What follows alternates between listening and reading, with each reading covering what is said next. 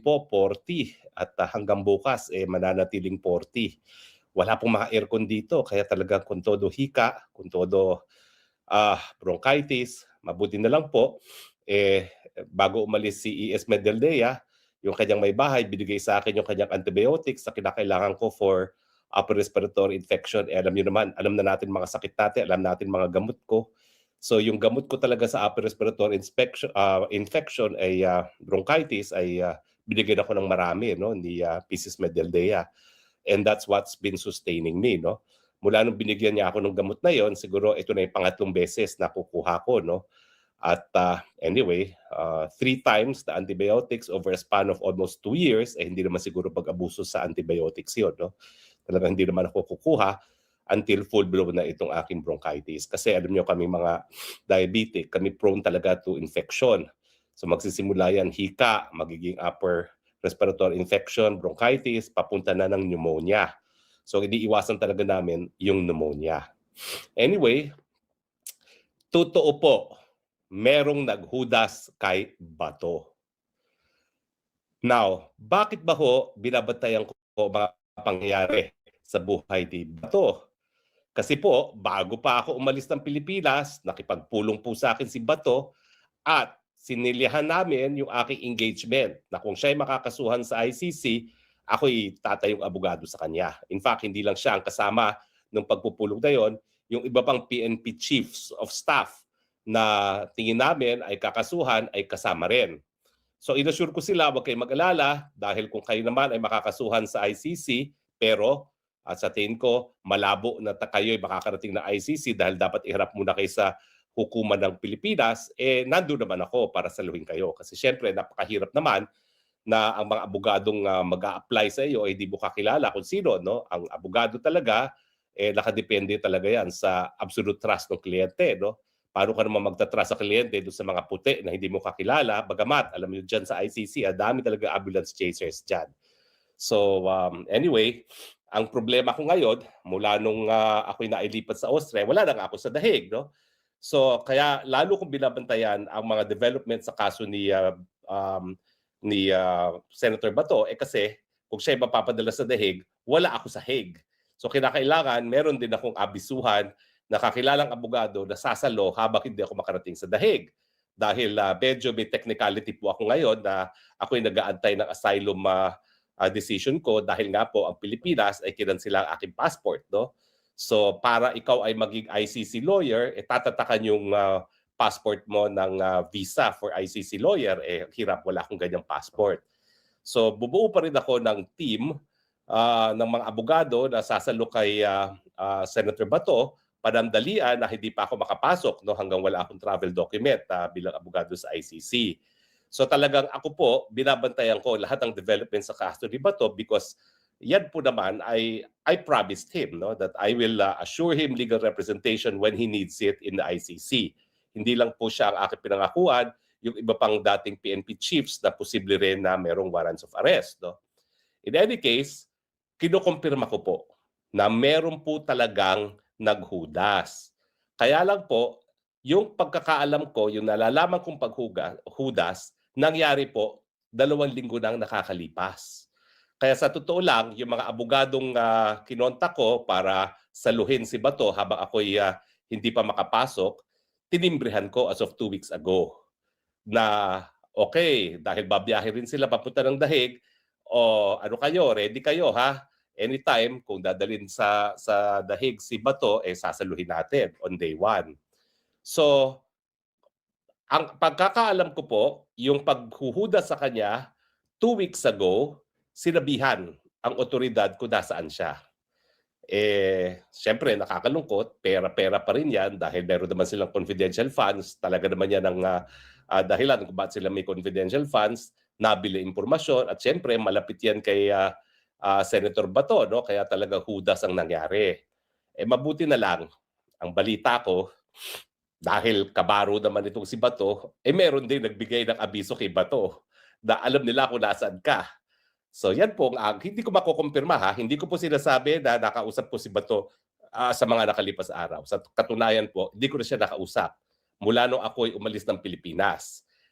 nung panandalian na lumutang siya sa Senado, nakapagpadala ako ng mga messages sa pamamagitan ni Atty. Torion, sa pamamagitan ng kanyang may bahay, pero that's it. Wala na kaming pag-uusap. Pero ganun pa man, a promise is a promise. No? When I promise that I'll take care of his legal representation, ginagawa ko po. No? Kaya just in case siya mapapunta sa dahig, I ready legal representation. Pero ang pinaabot kong message talaga sa kanya, and wala akong pakialam kung magagalit ang mga bangag, wag na wag kang magpapahuli. Kasi wala nang jurisdiction ang ICC sa Pilipinas. So kaya lang na nakulong si Tatay Digong dyan, kinidnap nga ni Tatay Digong at ako, bagamat nagdesisyon ng ICC na meron silang jurisdiction, hindi pa po tapos yan. Hindi naman po ibig sabihin na palibasa sinabi ng ICC na meron silang jurisdiction, ICC lang ang magdedesisyon yan. Hindi po. Dahil ang ICC naman, wala naman pong teritoryo yan. No? Ultimately, yung bansa kung nasaan nakakulong si Tatay Digong ang mananagot kung mali ang pagkakakulong kay Tatay Digong. Kaya hindi pa po tapos ang usapan dyan. Kaya lang, hayaan natin umusan ng proseso kasi kampante naman ako na ngayon na the pressure is on the ICC, talaga mag-iisip sila ng mga pamamaraan para maiwasan yung mas marami pang bansa na bumitiw sa ICC. At yan ay sa pamamagitan ng pagkilala na kapag wala ng jurisdiction ng ICC, hindi ba kikialam ang ICC? At talaga namang wala ng jurisdiction ng ICC sa kaso ng Pilipinas, kaya dapat hindi siya makialam.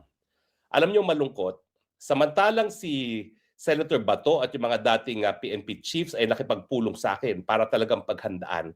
Si Tatay Digong hindi. Kaya I cannot say, kaya ako walang sama ng loob na hindi ako napipili na abogado ni Tatay Digong other than, siyempre di naman ako makapasok ngayon kasi nga wala akong passport dahil asylum seeker ako. Dahil hindi niya sinabi ever na kukunin ako abogado. Bakit? Kasi hindi niya akalain talaga na siya ay mahuhuli at malilitis sa ICC. Kapag yan sinabihan ko na PRRD, kailangan natin pag-usapan ng ICC, paghandaan, ang sasabihin niya, ay nako, huwag mong pansinin yan. Dahil wala nang jurisdiction yan. Hindi na tayo pwedeng litisin. Yan po talaga ang sagot niya. Samantalang ang sagot nila General Bato at ibang PNP chiefs, paghandaan natin just in case. Yun pagkakaiba. Si Tatay Digong, sigurado na walang jurisdiction ang ICC kaya hindi dapat paghandaan. Kaya nga, di ba, pinayagan niya na mag-imbestiga yung mga ICC investigators. Alam niya yan. Yung sinabi ni BP Sara sa talumpati niya sa ICC, alam niya yan. Alam ko rin yan. Bakit? Ay nako, wag na. Wag na natin sabihin kung bakit ko alam din. Okay? Pero alam po yan ng aking mga kaklase lang sa law school kung bakit alam ko mga gawain ng mga investigators sa ICC sa Pilipinas. Gayong ako doon mga panahon na yon ay nasa Malacanang. Pero in any case, sabi ni Tatay Digong, hayaan mo sila mag-imbestiga. Pakialam mo sa kanila. Wala na naman sila jurisdiction. Pero sila ba to, kahit papano, pinaghandaan. Hindi ko lang alam kung yung mga pinag-usapan namin na mga dokumento na posibleng ebidensya ay nakalap nila kasi nagkaroon ako ng initial list of documents na kakailanganin natin. Hindi ko alam. Pero siguro, wala na yun. No? Kasi nga, nagtatagbo ngayon si Senator Bato. No? Anyway, pag lumutang naman si Bato, I'm sure he can confirm this. Again, hanggang hindi po ma-approve yung aking asylum, hindi ako makakapasok as lawyer dahil wala akong passport. Pero bumuo naman po ako ng team. Pinarating ko kay Senator Bato sa pamamagitan ng Atty. Torion at ng kanyang asawa, yung team na binuo ko na palagi ko naman pong sinasabihan, be ready, be ready. Okay. So anyway, ang kwento, 2 weeks ago, may naghudas. Pero matapos na may naghudas, yung pinagsabihan ng hudas, winardingan din si Bato dahil kabaro. Kaya naman, walang nangyari 2 weeks ago.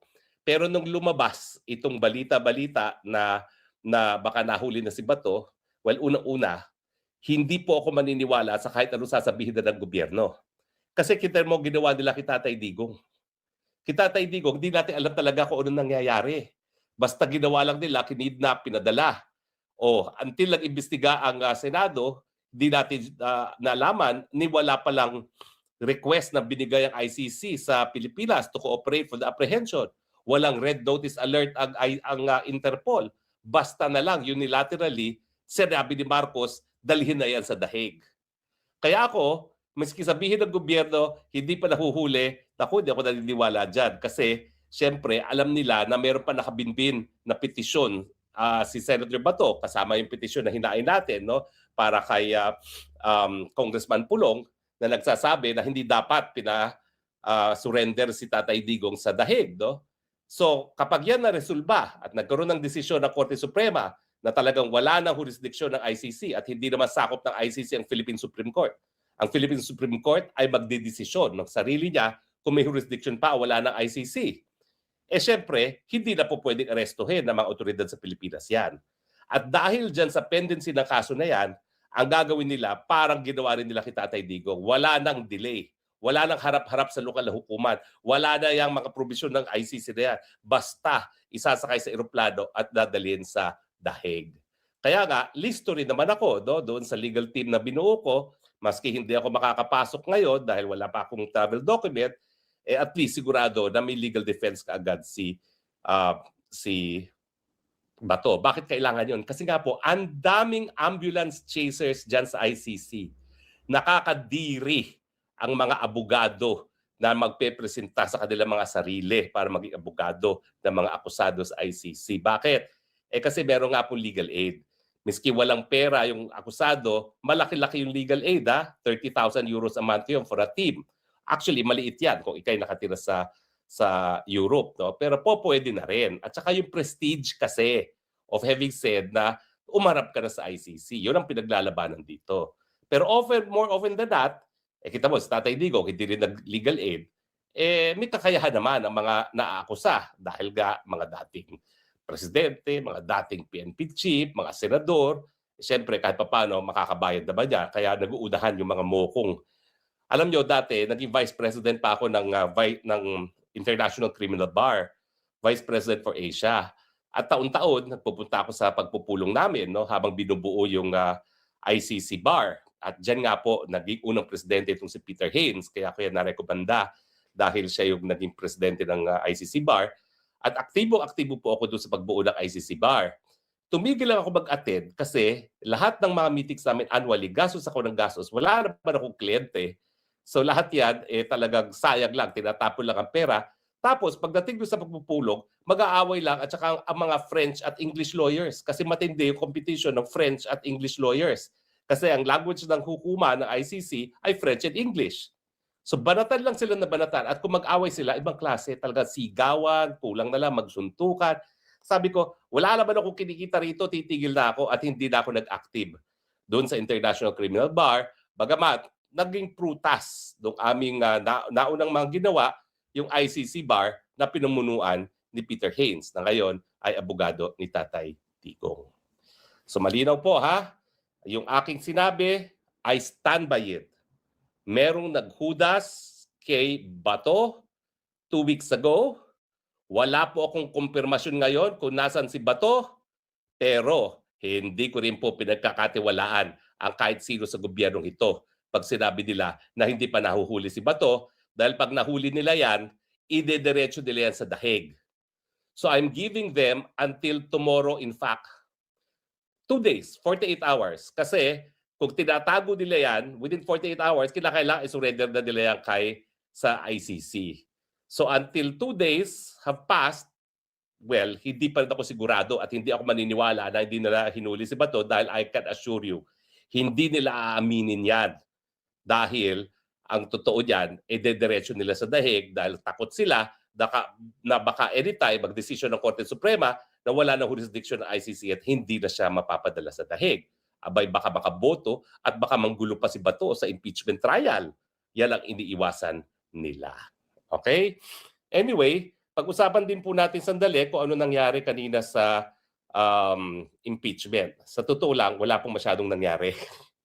Patuloy po yung mga ina-identify nila mga records, patuloy yung pagpipilit ng prosekusyon na may mga irregularidad, pero patuloy naman ang sinasabi ng depensa na unang-una, lahat ng mga sinasabi ng testigong yan, at pareho pa rin naman pong testigo yan, ay personal observations niya. At hindi naging resulta ng isang notice of disallowance na magiging decision mismo ng COA. In fact, yung notice of disallowance, hindi pa yan yung pinal. Diba? Kinakailangan, umakyat pa yan sa COA Mbank para maging pinal. In other words, walang personal observation na katibayan na nangurakot si BP Sara ng kanyang confidential fund. Yan ay personal na observation lamang. Pero importante na inamin nitong witness na ito na wala siyang nakita ni isang sentimo na confidential fund na napunta sa bulsa ni Inday Sara. So dapat talaga i-dismiss na yan. Sa tingin ko, dahil ito'y 13th day na at everyday cost the taxpayers 25 million at sa ngayon wala pa talaga silang direktang ebidensya na nagpapakita na kahit anong kasalanan ni Inday Sara, nagsisisi na ngayon yung mga prosecution na yan. Kasi alam mo, pag ito walang nangyari sa kanila, wala naman talaga mangyayari dahil walang ebidensya, talagang sira ang kanilang mga professional careers.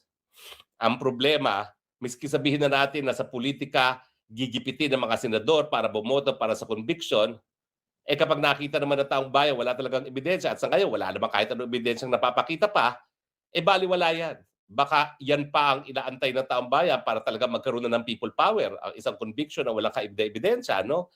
Hindi natin alam. Pero siyempre, hindi natin ma-explika kung ano nangyari sa mga naunang kasaysayan natin na 2 beses na nag-people power at ngayon, hindi pa nag-people power. Sa tingin ko, ako meron akong personal na dahilan na naiisip pero that's not for public discussion. Tsaka na natin pag-usapan iyan. Okay?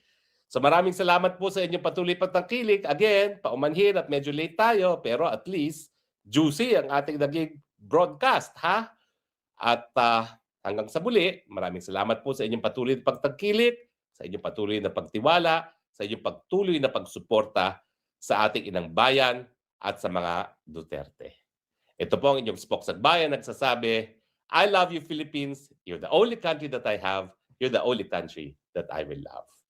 God bless the Philippines and bye for now.